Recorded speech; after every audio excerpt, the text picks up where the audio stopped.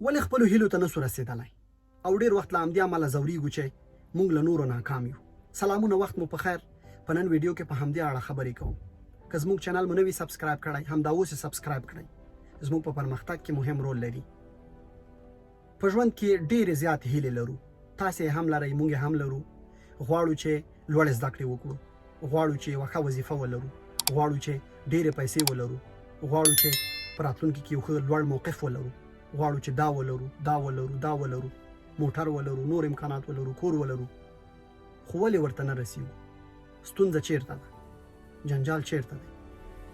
له همدې امله مې وغوښتل چې ځینې هغه ټکي در سره شریک کړم چې له امله یې موږ نه یو توانېدلي چې موږ خپلو هیلو ته ورسیږو. لومړی زموږ هیلې کیدای شي چې اشتباه وي.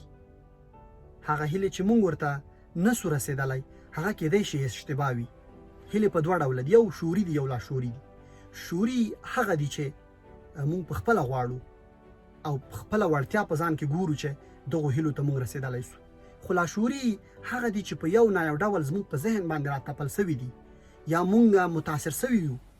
موږ ته داسې ایسېدلی چې یو چا راته ویلي، کورنۍ، دوستانو، ملګرو په موږ کې ځینې ځانګړنې کتلي او دوی زموږ لپاره ځینې هیلې خوښې کړي او هماغه موږ ته راکول سوي دي. نو دغو هیلو ته موږ ویلی سو چې دا اشتباه هیلې دي. ټولې هغه هیلې چې موږ یې په خپله ولرو او وغواړو چې ورته ورسیږو نو ورته رسېدلی سو. بله نقطه چې موږ هیلو ته له رسېدو څخه پاتې کوي هغه دا ده چې د وخت نه لرل بهانه ګرځوئ. کله هم چې د هیلو مسله رامخته سي فکر کوئ چې تاسې وخت نه لرئ، ولا مصروف یم، ولا ژمی دی، ولا سهار وختي ده، ولا نسم کولی، ولا لږ مریض یم، ولا دا رخصتۍ تېرې شي، ولا هغه وسي، ولا هغه وسي، وخت کافي نه ده، دا دی، هغه مصروف یم، لږ سره اوزګار سم، دا کار به وکړم. له همدې امله زموږ هیلې پاتې شوي دي، زموږ موخې پاتې شوي دي او موږ په خپله د دې سبب سوي یو چې خپلې موخو ته ونه رسیږو، خپلو هیلو ته ونه رسیږو. بله نقطه دا ده چې ستاسې ویره هیلو ته د نه رسېدو اصلي مهم فکټور دی.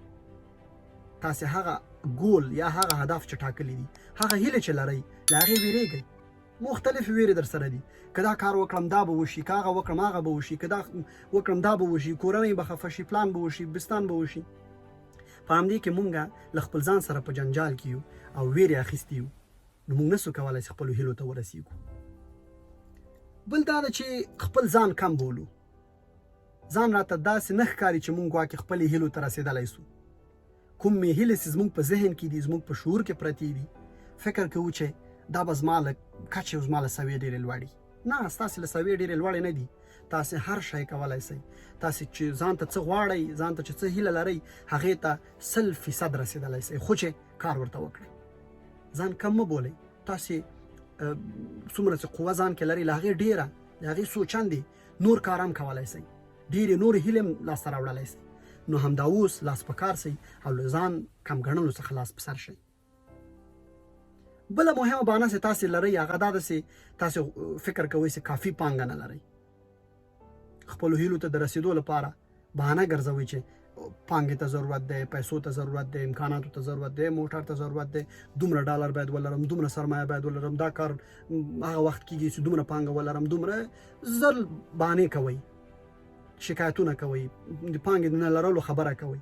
اما دا د دې لامل نه ګرځي چې تاسې قرار کښېنئ او خپلو هیلو ته د نه رسېدو یوازې دعاوې کوئ، بلکې تاسې لومړی پیل له هغه ځای نه وکړئ چې څومره امکانات لرئ. لومړی هیله مو له هماغه ځایه پوره کېږي چې خپلو امکاناتو سره مناسبه مو، خپلو امکاناتو سره برابره مو.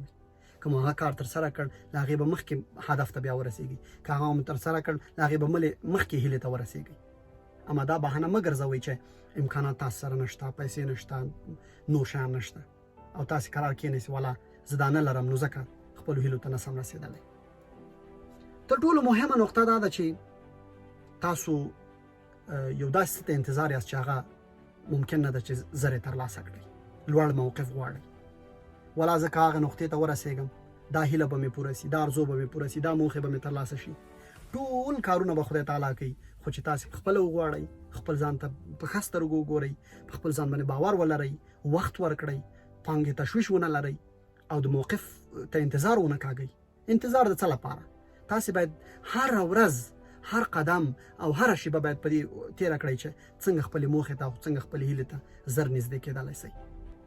له همدې امله خپلو هیلو باندې پام وکړئ، خپلو هیلو باندې سنجش وکړئ، خپلو هیلو ته وخت ورکړئ او دا لارې چارې ولټوئ چې تاسې خپله څنګه هیلې ترلاسه کولی شئ.